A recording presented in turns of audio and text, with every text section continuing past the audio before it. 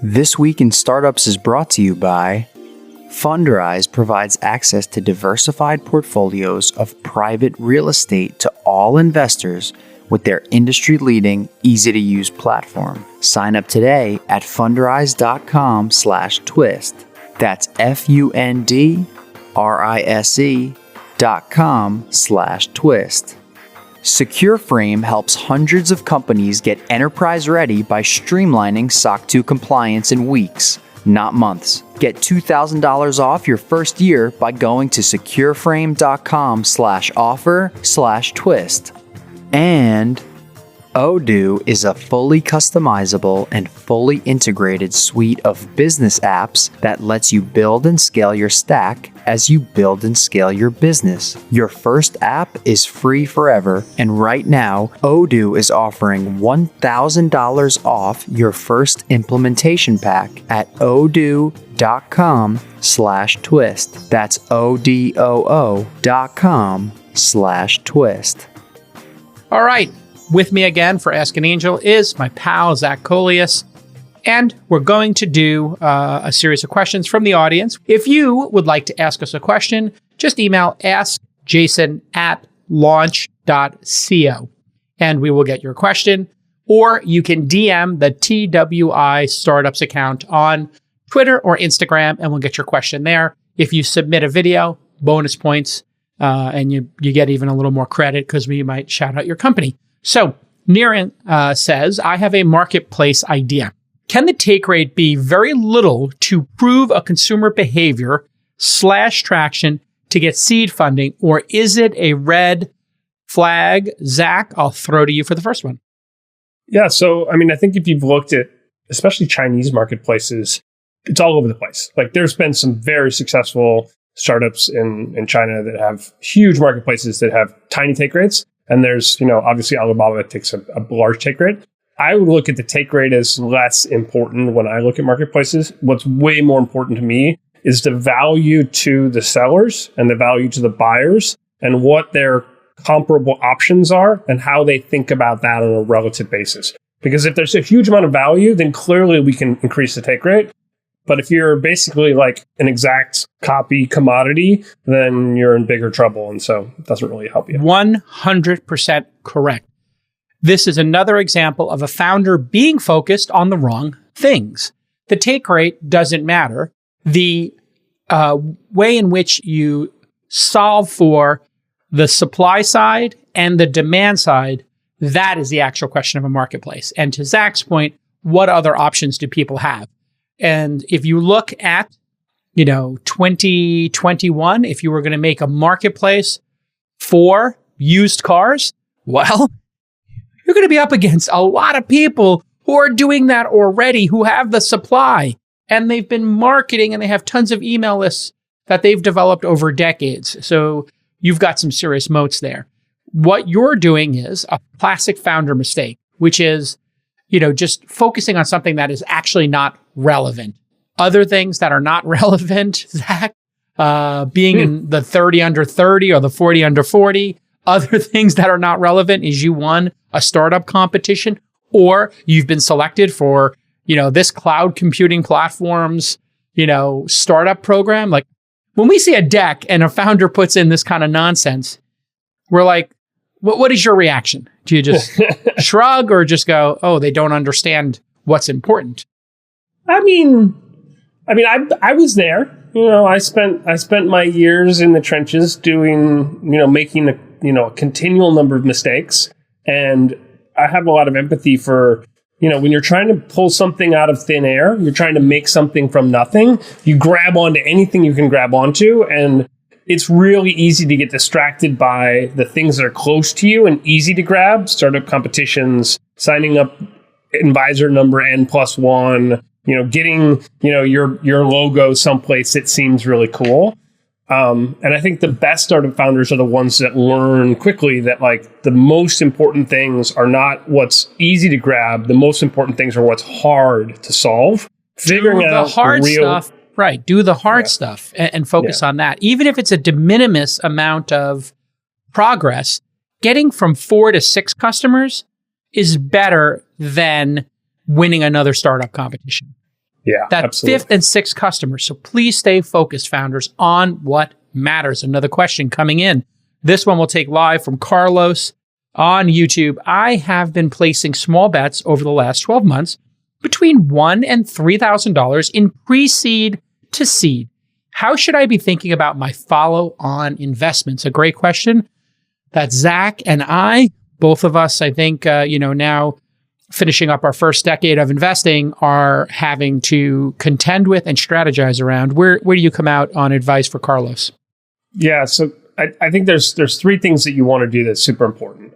One is you need to understand that early stage investing and follow-on investing has a very different practice area. There's very different return profiles. There's very different sort of ways to think about the problem. And you need to basically have your strategy for early stage in one box that you continually improve on. And you need your strategy for follow-on in another box, and understand that they're very separate.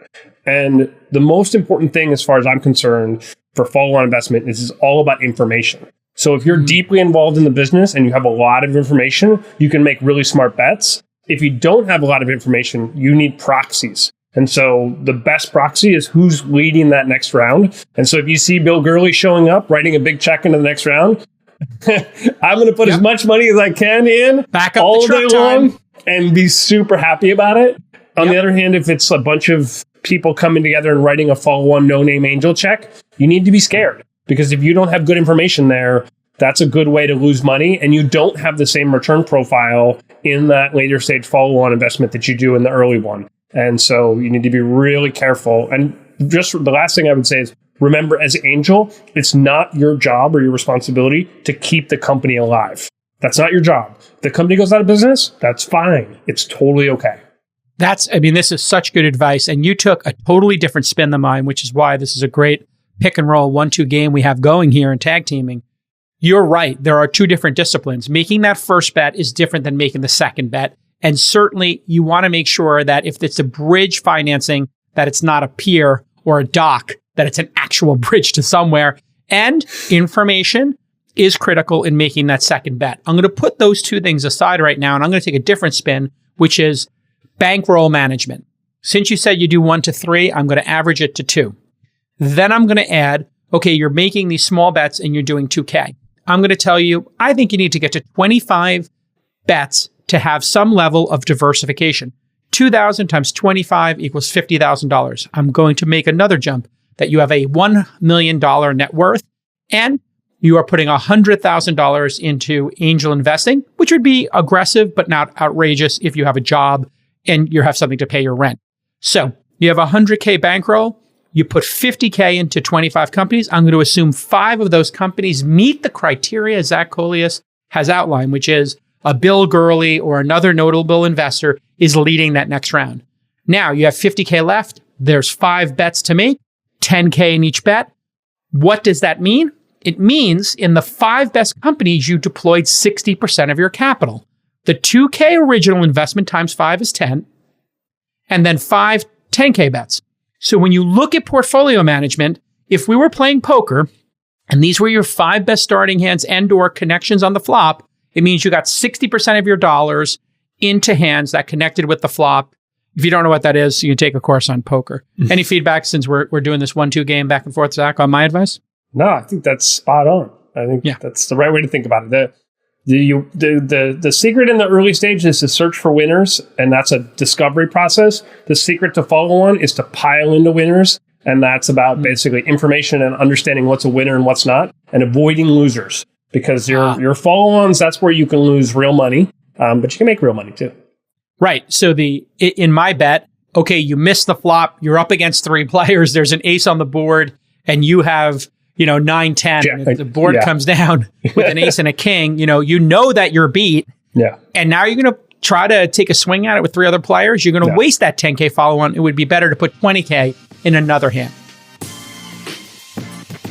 In 2021, a truly diversified portfolio needs more than a traditional mix of stocks, bonds, and mutual funds. It should also have exposure to private real estate. Seems like common sense, right? Studies have shown that portfolios with an allocation to private real estate generally deliver a better risk-adjusted return with more annual income and lower volatility over the past 2 decades. Why is that? It's because it's consistent performance through multiple market cycles. With Fundrise, the level of powerful diversification is now available to you. Fundrise provides access to a diversified portfolio of private real estate to all investors with their industry-leading, easy-to-use platform. Whether you're looking to add a stable cash flow via dividends or you prefer long-term growth through appreciation, Fundrise makes investing in real estate as easy as investing in stocks, bonds, or mutual funds. Fundrise's team of real estate professionals carefully vets and actively manages all of their real estate projects.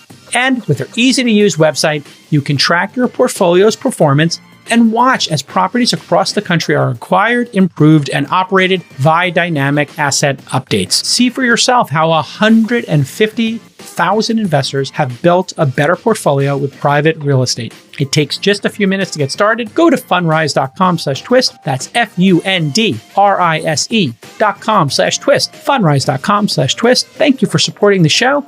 And let's get back to this amazing episode. Let's take a live question from our friends at LinkedIn, which now has live streaming services. Thanks for including us in the beta.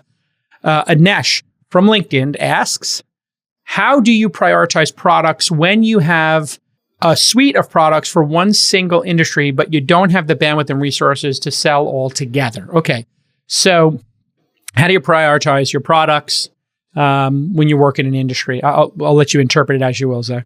Yeah, I mean, I live by the sort of the mantra one. You only have one. Like, and it really comes down to a value delta, which is like, people heard me say this before, but I'll say it again. If you can't cold call a customer at 9:00 at night while they're putting their kid to bed on their cell phone, tell them what you do in one sentence and have them say, "Oh my God, I want that," instead of saying, "F you, why are you calling me?" You're doing the wrong thing. You need to find that value where the customer's like, "Oh, wow, that's amazing. I want to talk to you tomorrow." And a suite of products invariably will never, at least for early stage startups, will never achieve that. Suites of products come from companies that find that one thing, get massive amounts of distribution, and then once they have that distribution, they can build a suite of products underneath that umbrella. But like building a suite of products in the beginning and trying to level them up, I've never seen it work. Like it cannot work. You are 100% correct. This is the death spiral of most founders. A lack of focus, trying to do too much, fighting too many wars on too many fronts. And they always say, well, Google has YouTube and Android and Chrome. Okay, Google is in their second decade. Google has unlimited resources, to your point. And Google added one product, I think, in the first 5 years, which was Gmail. Mm-hmm. Then another 5 years later, they bought Android and YouTube. They didn't actually build those. They did do Chrome internally. And then we go to Amazon. You know, aside from their delivery products, they added AWS probably in the second decade. They added Amazon Prime Video again in the second decade, I think. And so if Jeff Bezos and Larry and Sergey are focused on one thing for the first decade, you can stay focused on one thing for the first decade. Do not have founder ADHD. It will lead to pain and suffering. If you are a founder who cannot help themselves, then what you need to do is start a company and put somebody in to the captain's seat to sit there at the controls and run that company while you go off and do your next company. And there we have examples of founders who do that, right? But you know, this is a quick way to run out of capital and not hit excellence. Jeremy from YouTube asks, is $1 million in ARR too big for guys like you? Zach? No. Hell no. It's our sweet spot. Me up. Let's go. Yeah, that's right. I hit the cover off that ball all day long. Yeah. Absolutely. Put that in. That's in our strike zone for sure. And I think both of us, you know, I don't know where you started, but I was writing the 25 to the 50K check on average 11 years ago. And now, I don't know, my last 3 deals were in the 1.5 to $3.7 million range in terms of total amount of capital into each company. Where are you at in that sort of, where were you 10 years ago? Where are you today in terms of average check size per deal? So I started with an AngelList syndicate. So my first deal was $200K of other people's money. I put in $1K of my own because I had no money back then. That's the 200-to-1 ratio. Yeah. No, it's a lot of people were like, "Oh, we don't like this." People complained about that. You're right. That's a good sidebar. People hated that, but it was they didn't think you had enough skin in the game, right? Yeah, people were really mad about that. But it was in the beginning. My first deal was NEA. My next deal was Spark-led. The one after that was Rakuten-led. So then people were like, well, we don't know about the Zach guy, but these guys are great. And so they joined the round because of that. Well, when you're making, if at the time you were making $100K, a $1K bet after tax money was real. I didn't have any money then. I had no job then. Like literally, like we had just sold Trigget, and I was like wandering around like a lost, wet little puppy trying to figure out what to do with my life. Functionally unemployable. And so what's the check size now? Last 3 or 4 deals? So early stage, I'll do 500 to $1 million. I'm pretty flexible. I'll go as little as, I wrote a 50K check like, a couple months ago, which was fun. And I'll write. Do you still write those? And under what circumstances? I did. So this one was into a company in a space I wasn't smart in. And a bunch of my sort of other investor friends were investing in it. And smart people I know were like, this is a great deal. You should do it. And I was like, oh, okay. Oh, actually, it was 100K total. I wrote 50 so for the rolling failure fund. Bet.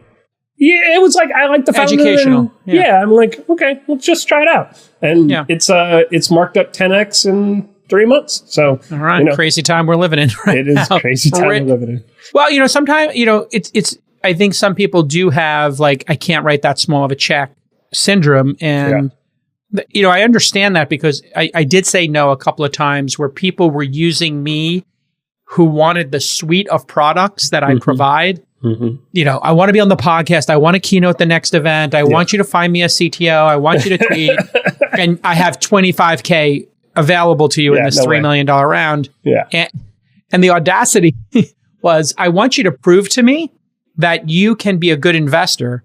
So I want you to pick 2 of these 5 things to do them to win the deal. Yeah. Like the Andreessen Horowitz kind of won the deal from Benchmark for Clubhouse famously by getting celebrities on. And I was like, I don't, I'm in year 11 right now. I've put over 100 million to work. Thank you. But I'm not jumping through hoops to prove myself at this point. But it does show you where founders are at. Also, I told them it was a podcasting startup and they're like, move your podcast over here and do stuff. I was like, listen, pump the brakes. Like, I'm not here to solve your product market fit or your marketing problems. I'm an investor who may do that, but I don't know how you feel about this weird nature now where people are looking to their investors to kind of solve their maybe too many problems, right? Like the, Clubhouse can Andreessen Horowitz get Kevin Hart on Clubhouse kind of sets this new benchmark that we're responsible to do recruiting. What are your thoughts on that?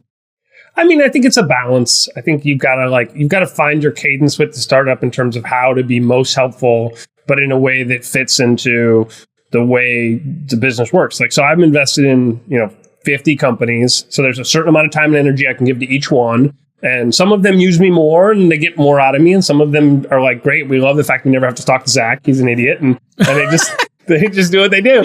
And like, it's totally great. Whatever's best for the company. But yeah, there's certain things where they're like, oh, we want you to do X, Y, or Z. And I'm like, look, I'm not smart there. I'm not leveraged there.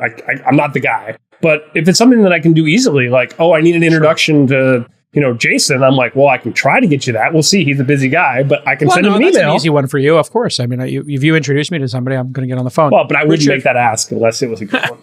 Well, I mean, please make that ask. That's, this is the thing. When your friends are the ones you want to get the ask from, and then they're the least likely to ask you. So just to my people who are actually my friends, please ask, because people who write me these emails and they're like, oh, Cal, I need your help with this. And I'm having I'm doing a fundraiser. Can Elon, Travis, and Mark Cuban be the host of it with you and the besties too? And I'm like, yeah, I don't know. Can they? Like, I'm your fundraising committee for your kids' high school? Like, are you kidding me? Richard from YouTube asks, is it possible to get angel funding while working on a startup part-time, read second full-time job? What if there is some juicy traction metrics? So there's a rub here. Yeah. I just dealt with this for my Business Insider profile. They asked me the same question because we have on our website for the Launch Accelerator, we don't accept people who are doing side hustles. Take our $100,000 quit your job, and your job will still be there if you lose our 100,000 over the next 6 months trying to make the startup work. And we're okay with that. What are your thoughts, Zach?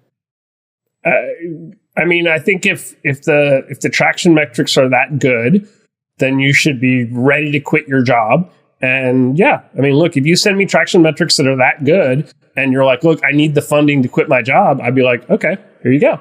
But they've got to be that good, right? And I think generally it's most people think, and reality, there's a big delta there. So, yeah. I agree with you. And great metrics are awesome. Side hustles are awesome. I really love what people are doing. Daniel over at Pioneer app and Indie Hackers. I mean, there are great places to sort of work on your side hustle. And if you're a bootstrap or side hustler, to me, that is like super, super appealing because it means that you're creating, not waiting. And if you're creating and not waiting, and you can work 2 jobs, and you start to move the needle on metrics, you get to that. I'll even say 5 to 15K a month in revenue, 1,000 people using your product every week and getting actual value from it. For sure, reach out. Okay, let's take another question. Yannick from YouTube: how do you find investments? Do you also, in quotes, ignore cold contacts and only focus on startups that have been suggested, introduced by someone you know? The classic question. Zach, how do you handle cold inbound? And what's your deal flow? I read every cold inbound I get. I respond with pretty much a form response to most of them because I'm not, literally my form response is, thanks for reaching out. This seems cool. Sadly, I'm not smart enough in this, which is 99% of the time I'm not. So I just can't invest in stuff that I'm an idiot in. Good luck. If you want me to invest in your, aerospace company, I'm like, I don't know anything about aerospace or whatever. The majority of my deal flow comes from my friends and my network, people who I've known for a long time. It's easy to invest in them, or they send me stuff and it's easy. They've filtered it, so it's of much higher quality. And some of my deal flow comes from really random places. So someone will send me a deck and they'll be like, hey, I saw this deck somewhere, and I'll be like, oh, I want to meet that founder. And next thing you know, I invest, and I've done that. And, some of it comes from you. I wander around, look at all the great startups that you bring around you. And every now and then I find one I get excited about. And sure. I mean, that's how the industry works. The filtering process is so much work that we rely on each other to share the filtered companies. And we know that early stage is a collaborative sport, as opposed to maybe the Series A or Series B zone, where you might have some investors who want to take the whole round. In terms of myself, when I was a solo operator, I'm a solo GP right now, but I've got a team around me, and we have 5 researchers / associates at this point who do about 15 introductory calls a week, also reach out to companies. So I am forwarding the majority of my cold emails that are coming in now to them, and I just forward it to a group email address. I let them evaluate it now. If it is anywhere remotely close to being in our zone, we do what's called we offer a 20-minute introductory call. So if you have an idea, maybe not, but if you have a finished product or an MVP and it looks reasonable, you're going to probably get onto an introductory call, which is recorded on Zoom. And it's 20 minutes, 7 minutes of you presenting to us, 7 minutes of Q&A back and forth, maybe 5 minutes of cleanup or any, next steps. Then it goes to the managing directors. Anything that's in our zone, they then send to me. I download the video, put it on 1.5 speed, and I watch it with VLC Player. And I've got my own little system now. So that's how I deal with this ridiculous amount of deal flow. So I'm just giving you a big secret here. Zach, even for yourself, as you build yours, you can find somebody who is a researcher out of school for a reasonable amount of money. And I just put up a website, how to get a job in VC.com, where I explain, I'll pay you $250K for 4 years of work. And if you do the kind of work I'm talking about, research, associate kind of work. And I hire, what I'll just say, blue collar people who didn't go to Stanford or Harvard and who want to break in and who want to put in the 50, 60 hours a week it takes to do this job properly. And I love cold emails. I mean, some of the greatest investments I've ever made or people stopping me in the street or a cold email. So please keep sending them. You probably keep hearing about SOC 2 compliance and you think, is this really relevant to me? Well, if you're targeting any large enterprise as a customer, there are all sorts of data privacy and security measures that you need to have buttoned up to close those deals. And you don't want your engineering team taking time out to do this stuff. And you definitely don't want to hire a third-party auditor. Nope, it's no joke. Getting a SOC 2 compliant can take months and it can cost tons of money. That's where Secureframe comes in.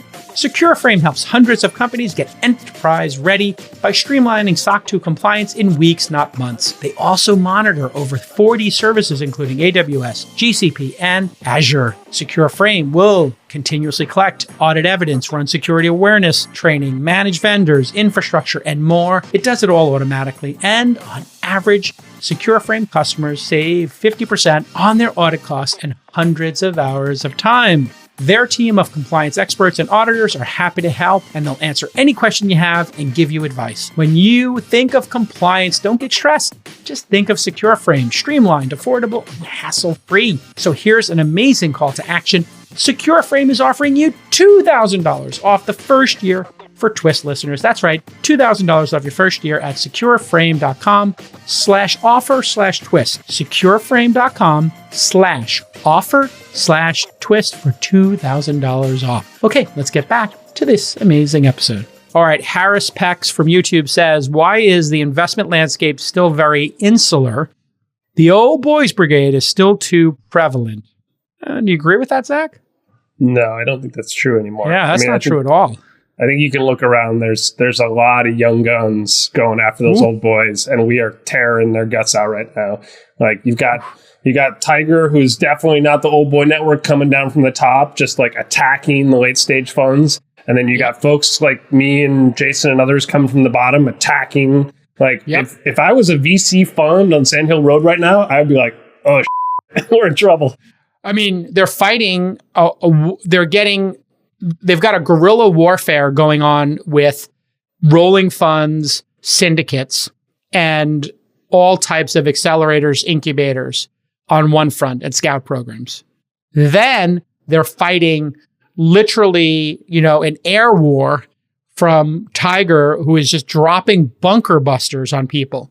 And so if you're in that mid-tier, unless you're Sequoia, unless you're Kraft, unless you're Bill Gurley, and Benchmark, and you have a brand, man, those Series A folks are they got giant bombs landing over here. And then you got people like us just, kneecapping them, or setting little booby traps. It's going to be harder and harder.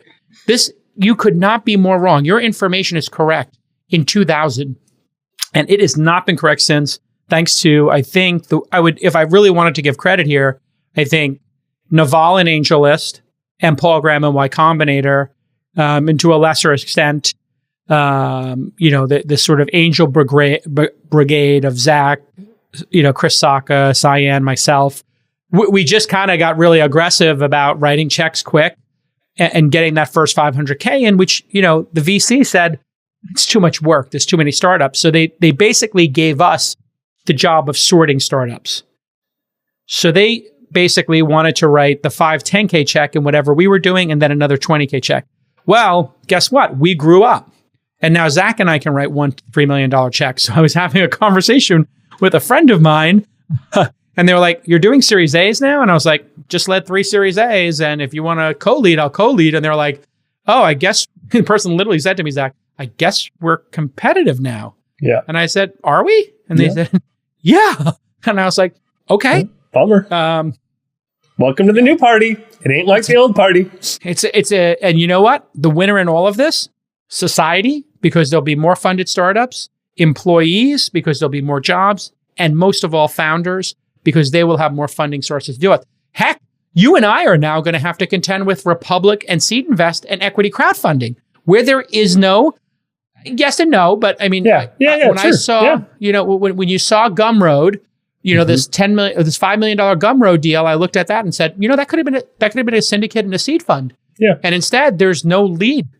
Yeah. That's just Sahil going direct to his customers. So if you have customers who love you, There's going to be a next generation. And this is why capitalism in America is so great. You can beep that out. It's so great what we have in this free system and competition because it never ends. Josh from LinkedIn, what percent should you sell to an angel? If you have an MVP, but before a customer, what percent after you get some traction and a little money? I'm going to say a little bit of revenue. So there's two questions there. You got the MVP, no customers. How much should you sell? And then, and I'll even put like at what valuation, we'll come up with a dollar amount and a percentage. And then let's say, I'll say a little bit of money is 10K a month in revenue. In today's market, 2021. And I'm going to say the MVP is good. I'll give you a little more information. So it's a good MVP. Like the product feels snappy and crisp. MVP, no customers. Yeah. I mean, it's so all over the board, right? Because it's like, it could be as low as a 4 million pre, and it could be as high as, like I just saw 20 pre-deal that was not that far away from that. And was it a serial founder? No. Wow, that's bonkers. Well, it's great traction and a great team and a great validation in the market. And okay, so they did have customers or people using it, but not revenue. Yeah, users. Yeah. Okay, so that's a little different. But so I agree with that on the early stage. I would say, if you're in a major market and you've got a snappy MVP, $3, $4, $5 million as a cap on your note, raising $250 to $500 would be reasonable. In other words, you're giving away 10% of the company to the angels. Now let's take the second one. You got to 10K in revenue, 120K a year. Let's make it reoccurring revenue. 120K in reoccurring revenue. You want to raise how much and at what valuation in today's market? I mean, I'm minimum. I've seen, I've seen, call it 8 pre would be sort of like low end. And then to the moon on the high end. I mean, I literally was going to say 8. Yeah, I was going to say 8 to 10. Yeah. Yeah. And you really, the velocity also matters. So if the 10 turns into 20 month over month, or the 10 turns into 10,200, that's another determining factor. So how much are you growing month over month? But you're looking to sell in those angel rounds 10, no more than 20%, because you have to be prepared for 3 more rounds of funding. So great question. Let's see. I'm going to go to Twitter. Joe Timmons 79. I didn't know there were 78 other Joe Timmons in the world. What is? I think he was born in 79. What is the biggest missed investment opportunity you are willing to admit, and why did you pass on them? And looking back, were you wrong about the company's prospects? The anti-portfolio classic question. I always talk about Twitter and Zynga. What are yours? Yeah, so the one I like to talk about, I'll give you 2. I'll give you the one I talk about is Uber. So like I met Uber when it was an idea, and Travis and I had this huge debate about whether or not he would be able to make it work. And I was like, look, the taxi lobby is going to crush you. There's not a chance. Like you're fighting with laws and corrupt bureaucrats here. You're going to get killed. And he's like, I'm a fighter. I'm going to win this. And it actually taught me really important. Right. You identified the key. You literally identified the key risk factor. Yeah. But the thing for me that taught me is that like the best, most exciting startups are the ones that have really clear normative violations. And the normative violation was, can you succeed in violation of the rules that these dumb cities have put in place and the corruption that they have? And he demonstrated that it's possible. And so now when I look at other deals that have like normative violations like that, I think, okay, maybe there's this thing that obviously is going to cause them to die, but what happens on the other side? And there it was super clear. Like you push a button and you get a car. Oh my God, that's like the most valuable thing ever. And so the other side of that normative valuation was just unlimited value creation. And so like when I see startups now that have that, that's where I get really excited, because that's when the real money gets made. And see, what I love about this is what we're talking about here is not having an axe to grind or being depressed about our mistakes.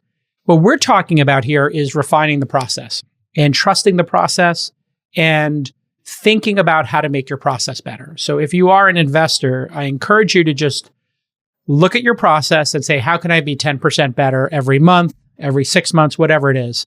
And I am constantly looking at my process and just saying, what have I learned over the years? And one of the things I learned over the years was that, a founder who wants to take a really competent founder who wants to take on a really difficult task, to your point, Zach, is a founder worth betting on for two reasons. One, they're competent. And two, if they are able to solve something that seems unsolvable and insurmountable, the prize is generally huge. The other thing I've learned is not to obsess about losses. And this took me a decade. And I'm really only just getting there now.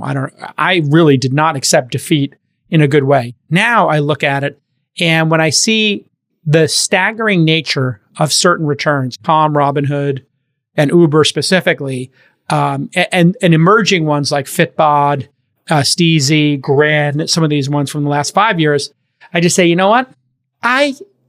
When somebody shuts down, I give the founder a big hug, virtual or otherwise, and say, lick your wounds, enjoy your 1 year at Facebook, in your AccuHire, and come back to me as quick as possible with your next idea, because you learned a heck of a lot, you worked hard, and the quicker I have 8 companies fold, the more energy I can focus on the 2 that didn't. Mm-hmm. Now that sounds cutthroat, but the truth is that is also true for founders, isn't it, Zach? Yeah. The quicker they say, you know what, Triggett's got, there's a certain cap to how far I can take this thing, or Mahalo has a certain cap to how far I can take this thing. I need to move on to the next thing, right? The opportunity cost. So I would be very careful there.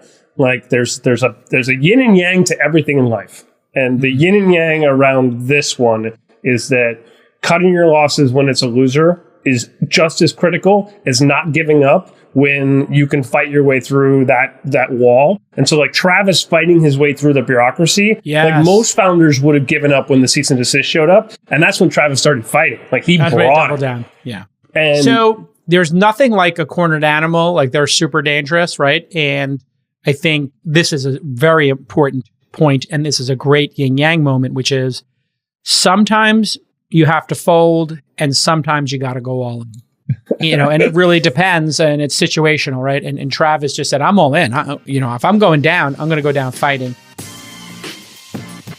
How much money does your startup spend on various software products, and how much time does it take to integrate them all together? Let me guess, way too much time. Well, Odoo is here to help. Odoo is a suite of business apps that runs your entire company on one platform. If you're currently using a Frankenstack of individual software solutions that aren't talking to each other, then you're wasting time, energy, and money. Odoo streamlines your workflow and brings all that information together. Your workday will be more productive because Odoo's integrations eliminate repetitive tasks and data entry. Plus, if you only need 2 or 3 apps to optimize your workflow, that's all you pay for. Odoo won't stick you with the bill for apps you don't use. Odoo has an app for every business need. They offer 30 main apps that are updated regularly and another 16,000 from their active community. Open source for the win. For instance, Odoo offers a suite of financial software that will keep track of your books tight with accounting, payment tracking, invoicing, and more. And their sales and CRM apps provide a clear and organized view of what's in the pipeline to make forecasting easier. So, your first app is always free, and right now Odoo is offering a $1,000 credit on your first implementation pack. Not a joke, $1,000 off. Go to odoo.com/twist to check it out and get that $1,000. odoo.com/twist. Okay, let's get back to this amazing episode. Sasha from YouTube says, be careful, everyone. Don't just take money from anyone. Can't believe he isn't saying anything about doing your diligence on your VC firm. Well, actually, I'll put that in the form of a question. Should one diligence their VC firm? I think it's an obvious answer. Yeah. So I'll expand Sasha's very good point. Thank you, Sasha from YouTube. And say, how does one diligence a venture firm? If you're a nobody in the industry, you're just getting started, first startup, you just got accepted to an accelerator, now you're at demo day, you got 20 meetings, you're starting to get some term sheets in. How does Sasha, or whoever it is, actually do diligence on a VC firm? Yeah. So what I say to my founders is the moment that a VC gives you a term sheet, the traction just flipped. And so before you were asking, now they're begging you to take their term sheet. So now you're in the driver's seat. And so what you want to do in that moment is you actually want to slow down the process because you want to make sure you're making the right call. And so what I do when I'm looking at a VC firm is I start with their portfolio companies and I go through every founder in the portfolio companies and I get an introduction, not from the VC, but from somebody else to the founders of those companies being like, hey, what do these guys like to work with? And then I go down the list and I'm looking for every single contact point I possibly could have with that VC firm, not just the partner that I'm going to work with, but who are the other partners? Because like you could spend 100 hours diligencing your VC firm and it probably wouldn't be enough. Like you really want to know who these folks are because there's some people who are going to ruin your life and you got to make sure that you pick the people that are, You remember that, what's his name from, Ryan Callback, and he had the Collab Fund VC and he wrote that huge letter of the board member and then released it of how this guy just tortured him and just was abusive towards him. Yeah. And I think the backdoor reference is what I'd like to highlight in Zach's example, which is do not ask, me or Zach for which founders to talk to. Now, in our cases, we take the work seriously, and I can tell you, you can talk to any of our founders, and we'll give you ones that, are likely to call you back. But here's a little trick for you. Go look at the logos on the person's website if you're really seriously going to take their money, and then look at their Crunchbase profile and find companies that are no longer listed on their portfolio page because they probably took them off because they had a falling out. And if you email somebody and say, hey, can I get your candid feedback? I'm thinking about working with, this collab guy or collaborative fund guy.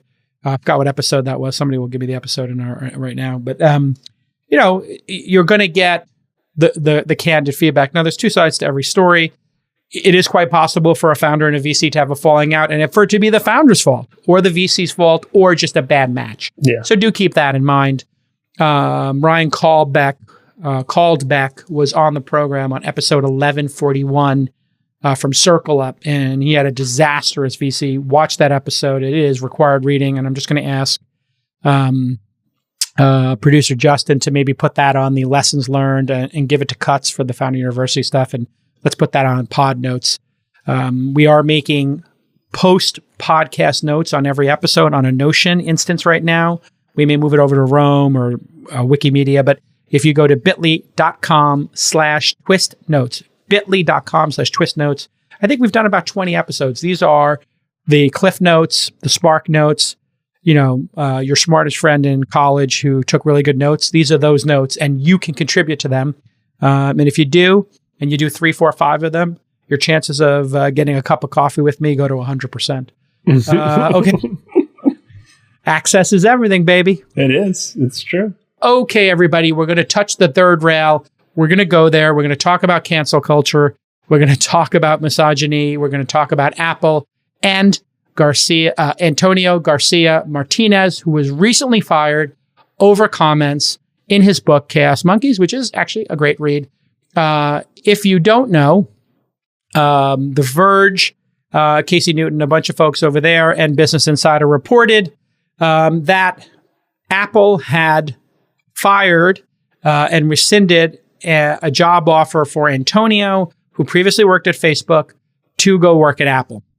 On May 10th, Business Insider reported that Apple had hired Facebook's ads PM, Antonio Garcia Martinez, who is very outspoken, highly intelligent, very funny, and they helped him to lead their growth ambitions in the advertising space. But on May 12th, The Verge reported that over 2,000 Apple employees signed a petition for an investigation into Antonio's hiring. In the petition, the employees, I'm going to read a quote here. In the petition, the employees expressed concern about Garcia Martinez's views on women and people of color. His hiring, quote, calls into questions parts of our system of inclusion at Apple, included hiring panels, background checks, and our process to ensure our existing culture of inclusion is strong enough to withstand individuals who don't share our inclusive values, they wrote. We are deeply concerned. Now, I don't think this is Apple writing this. This is in the petition. So just so we're clear, we are deeply concerned about the recent hiring of Antonio Garcia Martinez. Employees wrote in the petition his misogynistic statements in his autobiography, such as, and here's the quote that will be on his tombstone, and that he will be known for all time. Most women in the Bay Area are soft and weak, cosseted, I think is how you pronounce that word, and naive despite their claims of worldliness and generally full of shit. Directly oppose Apple's commitment to inclusive and diversity. Regarding that quote, let's just play the quote. Antonio read it on Kara Swisher's, in an interview with Kara Swisher back in 2016, and he actually explained and put it in context. So after the other side of the quote, I've got Zach Coelius with me, who knows Antonio, who's been on this very podcast on the News Roundtable with him, and Zach has some feelings on it. So we're going to play this 2-minute and 20-second clip because it does give you the full context of the quote, and then we can have an intelligent discussion after the 2 minutes and 20 seconds. Here we go. Because they don't wear button-down shirts and whatever. And they like the gays. So. Right, exactly. But they are complete reactionaries and very conservative and not nearly as liberal and tolerant as they think they are. So let's talk a little bit about that because, you've gotten dinged for it and deservedly because for some of your lines in the book are a little misogynist. I think, to be fair, very misogynist, actually. The one about trading women for guns, which was interesting, which is truthful. Well, you have to put that quote in context, all right. I think. Well, here it is. If there was an apocalypse and you had a choice, your wife is not someone you would trade for guns. Or is that correct? Well, hold on. Well, right. I could almost feel I could probably almost read it. I want you to read it. You want me to read it? Yeah. Okay, I've got it marked off. Good. Because this thing is going to go on my tombstone, frankly. Yeah, it is. Yeah, that's okay. So this is about the woman that had my children, and right. this is like I'm sort of praising her. The British woman. The British trader. Right. She had wild green eyes with unnatural red spots in their irises when you pulled close, reminiscent of that Afghan girl from the National Geographic cover. Her personality was flinty and rough, and as leathery as her skin. She had spent years between various jobs backpacking around the rougher parts of the world. She was an imposing, broad-shouldered presence, 6 feet tall and bare feet, and towering over me in heels. Most women in the Bay Area are soft and weak, cosseted and naive despite their claims of worldliness, and generally full of shit. They have their self-regarding entitlement feminism and ceaselessly vaunt their independence, but the reality is, come the epidemic plague or foreign invasion, they become precisely the sort of useless baggage you'd trade for a box of shotgun shells or a jerry can of diesel. And this is the important thing to put in context. I am contrasting this broad overgeneralization to the reality of the woman that I was falling in love with. Okay. British trader, on the other hand, was the sort of woman who would end up a useful ally in that post-apocalypse, doing whatever work, be it carpentry, animal husbandry, or a shotgun blast to someone's back, required doing. Long story short, you wanted to tie your genetic wagon to the bucking horse of her bloodline. Okay. So if I'm going to be quoted, it'll be quoted in context. I read the whole thing. Yeah. It was very funny. I couldn't believe someone said that. I've heard it said, but people won't say it in person. So, like I said, the reviews have been all over the place. One has been, I don't like your book because it's everything that's wrong with Silicon Valley. And it's like... So they're blaming you for that. Well, of course, it's like looking at Picasso's Guernica and saying, "Oh, it's everything wrong with war." Like, yeah, that's the point exactly. Right. Like, and like you're saying, I'm only saying things that everyone says, but just never says in public. All right, so there you have it. When put in context, I think it is not like this quote was a quote in the New York Times about women in Silicon Valley. It was him going extremely hard on Bay Area culture in order to praise the mother of his children. And obviously, he is taking Hunter S. Thompson, Jack Kerouac, Hemingway-esque, and listen, I didn't study English literature or any kind of literature to be totally honest here, but he's obviously, being a wordsmith here, trying to be super, super evocative and obviously interesting and controversial. Zach, what's your take on the quote itself? And, on a scale of, it's misogynistic without the context, and let's call that a 10 on misogyny scale. Women are stupid, women are weak. It actually sounds as hardcore as that when you hear it out of context. In context, where does it fall for you? Or does that not matter? Like, I really don't. I think the more interesting question is we've moved away from a contextualized sort of dialogue. In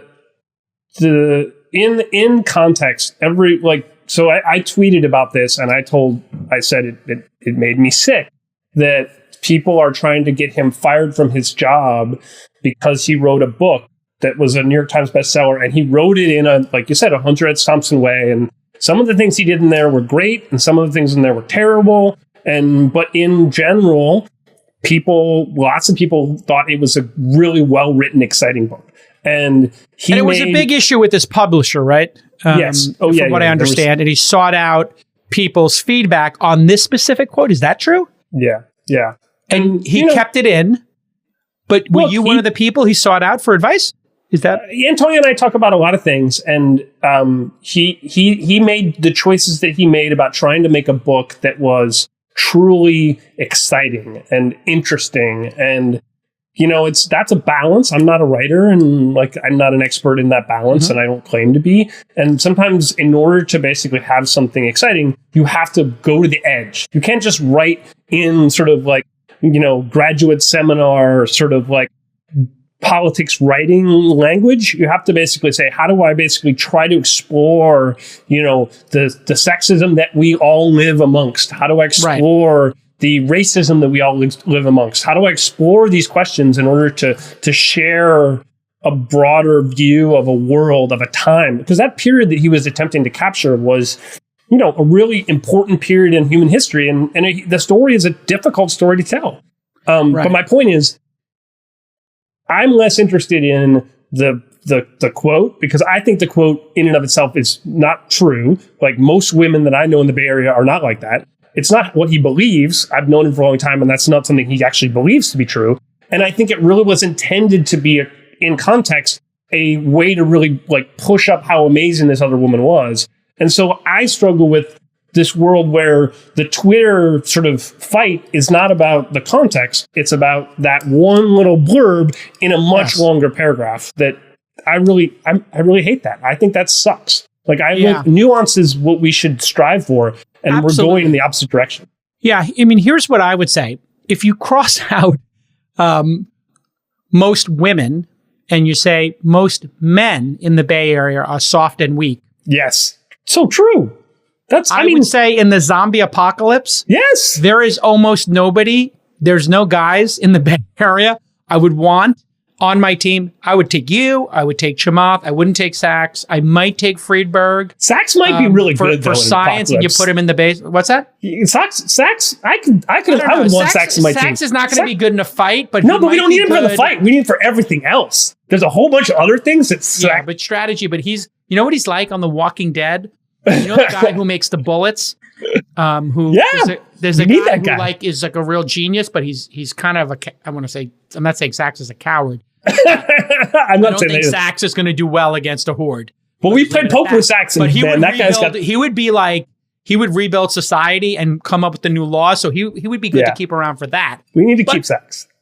I think I agree. Most women in the Bay Area, I'm are the exact opposite of soft and weak. I mean, if you're a woman. Yeah. And you survived in the tech industry, which was pretty gnarly, and it was a boys' club, and still is in a lot of ways, and still is in many ways.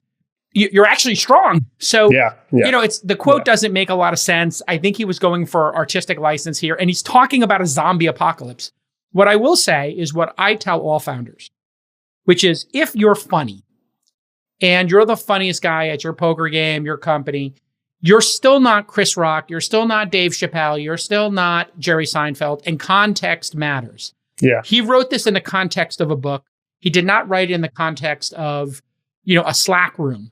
Yeah, totally. And the problem is, if you try to do both, in today's charged environment, this is the result. Yeah. And so maybe this can be the start of a dialogue of, is there room for people to either change, restate, clarify, or be contrite about a quote and say, it didn't come out the way I meant. Just like when a joke doesn't land.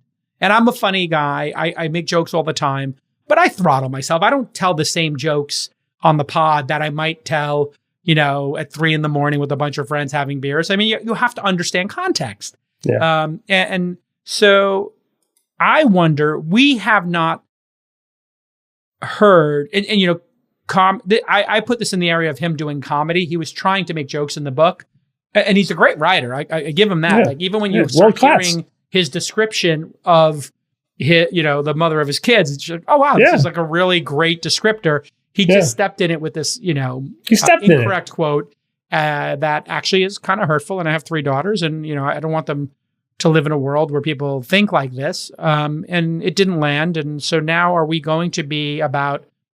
Are people at Apple feel so unsafe by Antonio that he can't work there, or is this an opportunity to have a conversation about it? Apparently, you're on both sides now. It's either going to be Coinbase, where you can't talk about this stuff, or it's going to be Apple, where if you tripped up at any point and you said something out of context in a quote, you're done. And I think as a society, we need to create a dialogue, and that dialogue should somehow be about, what we're talking about here, Zach. And I think that's why I was delighted to hear, because I know you guys are friends, that you would talk about this.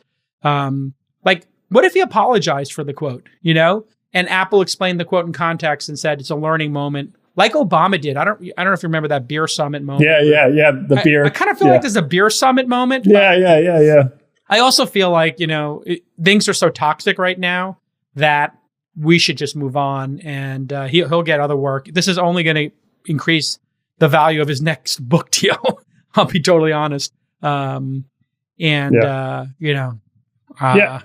best idea I've heard about this is Balaji suggested that every employment contract should have a 90-day cooling off period in it for basically things like this. Now, the legal language is going to be really tricky, but it's like, okay, if something like this occurs, there's a cooling off period where arbitration. Yeah.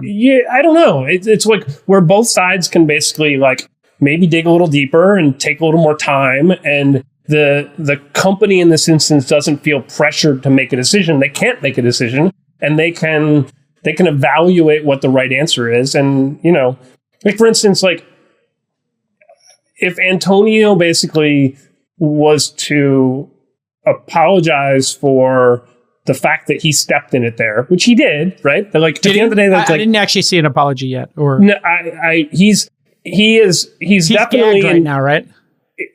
We have not heard anything publicly from Antonio. Yeah, that means they gave him 6 months severance. And I will not talk about it. I will not say anything until Apple he wants says to anything. make it go away. So I'm sure Apple's going to give him 6 months or a year of salary, which is going to then tweak the other side. But I mean, think about the hypocrisy here as well, as Apple has, and I don't think I've addressed this on the pod yet, but Apple's recently been accused, and I don't know if we could make a definitive ruling to your point about cooling off periods, that some of the suppliers to their iPhones are using Uyghurs and slave labor. So somebody did a really, provocative tweet where they were like, I'm going to burn all of Antonio's books in front of the slave labor that Apple is using to build iPhones. Pretty interesting take. I mean, look, this is the company that made Dr. Dre a billionaire. Dr. Dre basically said women ain't but he used the B word. And then just like, I mean, come on here. Like I think that things get really complicated really fast, and that's okay. We live in a complicated world, but what's scary to me is that we're solving problems not by nuance and complexity and really thinking these things through, but instead on 140 characters, taking things out of context and then attacking people for like that and destroying their lives. Because the thing about Antonio that really sucks here, and this is the thing that really makes me angry. So the reason why he went to work at Apple is not because he didn't have other choices. He had a bunch of other choices. He went there because he wanted to get a job that he could do something interesting. That's great. But more importantly, he wanted to spend time with his daughter in the Bay Area. And so he literally sold his compound up on the islands of outside of Seattle to move down here to buy a house to spend time with his daughter. Now that I think about it, he has a hell of a lawsuit. His whole world, he literally just like, he traded his whole world for the opportunity to work a boring ass corporate job at a boring ass corporate company just so that he had the income so that he could be with his daughter while she grows up. And like, so it's like the irony of this moment where he's attempting to be this very mature man doing like something really, really, really, really important. And instead he gets cut down by a bunch of like people who are attacking him like for something that was public information, I really struggle with that. And, there's context, and the subtlety of this is important. I mean, we're going to have to, as a society, as we resolve issues that are valid of people being diminished, demoralized, attacked, we're going to just have to put some things in context. And it feels like, you don't have people walking out of Netflix because of Dave Chappelle, right? Like, are people quitting Netflix because Dave Chappelle said something? Okay, no. Netflix, but in Apple, an employee who, wrote something that is offensive, but nowhere near as offensive as what, Chappelle says in an average show, or I wouldn't say even offensive, straight up, challenging, triggering, whatever. Like, there's going to have to be some nuance here. And then we're also having TV shows, songs, and podcasts that, Spotify and others, Netflix and Hulu, are putting warnings in front of or otherwise taking off their services. And some context here would be better. He's going to have a heck of a lawsuit. I think he could sue them for a 5-year settlement. And because he's a published author with a New York Times bestseller. If they offered him, and he's the kind of guy who would get a job for $250,000 to $500,000.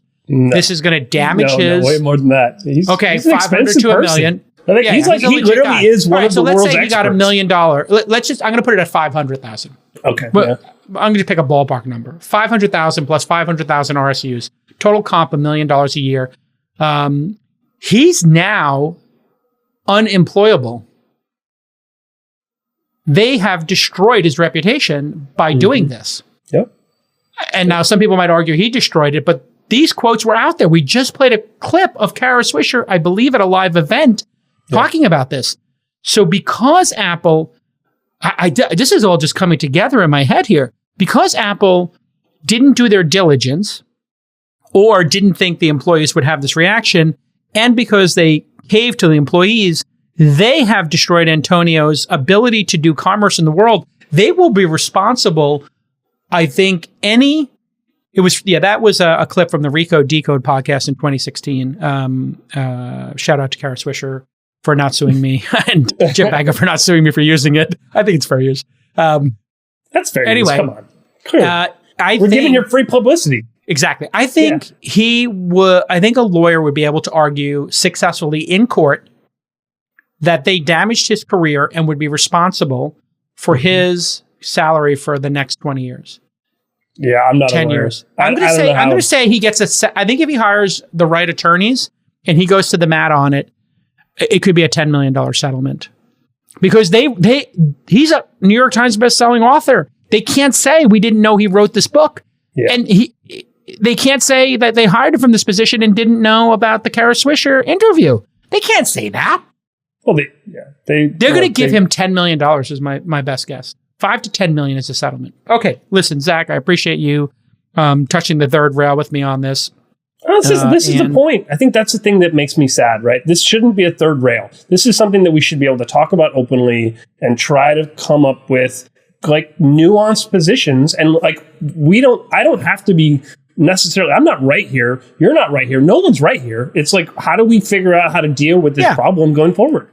I mean, if you told me somebody said that and you said, they're going to come work for me, without the context, I would not hire them, right? With the context, I would have to have a conversation with my team and say, this person said this. Here's the full context. I have a lot of women who work with me. I would say, do you want to talk to him? Do you want to go down this road? And I would have had a very inclusive discussion about, hey, is this like a risk we want to take, right? Like I at one point in my career, I hired somebody who was a hacker inadvertently who had a felony charge, and I had to own that, and it was difficult. And, employment is, it's another thing we have to think about. Like, we have massive compassion for somebody who comes out of jail after 20 years for armed robbery, maybe even assault, murder, and they try to get back on track. Yeah. But somebody writes a quote in a book that's offensive. Nobody would argue it's not offensive. And they can never work again. So that is I think something we're going to have to contend with is like, what is the path to redemption here? If he wrote a statement that he was sorry about the quote, he disavows the quote, he restates it, whatever, goes to therapy, or I don't know if we have to get ridiculous here, but there should be some path to this person being hireable again. Paul Graham, who, this is probably pretty triggering. AGM is actually a good guy. I believe that. That's true. He might write the occasional shocking thing for effect, but he'd never, for example, organize a petition to deprive someone of their livelihood. So that's a nuanced take. Stripe employee says, we turned down many people at Stripe for saying much less. Doesn't matter if somebody is a good guy. This is in response to Paul Graham. Many good guys don't get hired. It's a bad idea to hire people who say things for shock value, especially if those things alienate half the population. That's also a valid point. That's a pretty nuanced take. And David Sachs's take, given the number of woke millennials and Zoomers who claim their safety is threatened anytime they encounter a dissenting viewpoint, work from home may become a necessity just to prevent spurious HR claims. I think that this has nothing to do with this Antonio quote, but he had just said that recently. And I think that actually, maybe that is the nuanced take. I don't know. But I tell you something. Antonio is going to get $5 to $10 million and a $1 million book advance for the next book where he savages cancel culture or whatever. And really, I mean, Apple should, if these Apple employees are serious, I don't know where did they fight against Dr. Dre becoming a billionaire? Yeah, I don't know. That's a really good question. I think that, or did they? That's no. We won't talk about misogyny. That's misogyny. Come on. I mean, rap lyrics. I mean, and then the misogyny in rap lyrics runs so deep. Should all rap be erased from culture? Yeah, maybe Apple Music certainly shouldn't be able to press play on rap music. And according to the Wall Street Journal, actually, Apple's upcoming foray into television is back from 2018. Dr. Dre biodrama series Vital Signs got the axe from CEO Tim Cook himself because of the show's adult themes, which include characters doing lines of cocaine, an extended orgy in a mansion, and drawn guns. So Tim Cook, I think, probably was able to correct his own mistake in engaging with Dr. Dre for these character issues. So I think this opens up a whole can of worms. All right. There you have it, folks. These are not easy subjects to talk about. Thank you, Zach, for talking about them with us. And let's, as a society, try to move forward. Let's just figure out how to have better conversations. That's what I want. Conversations, yeah. Better conversations be good for everybody. Let's let people like Antonio own their mistakes, and let's let the people who have problems with those mistakes point them out, and let's have conversations about them instead of all picking up our swords and attacking. It's just like... Yeah, there you have it, folks. All right, listen, this has been amazing. We'll see you all next time on Ask an Angel with Zach Coelius and Jason Calacanis.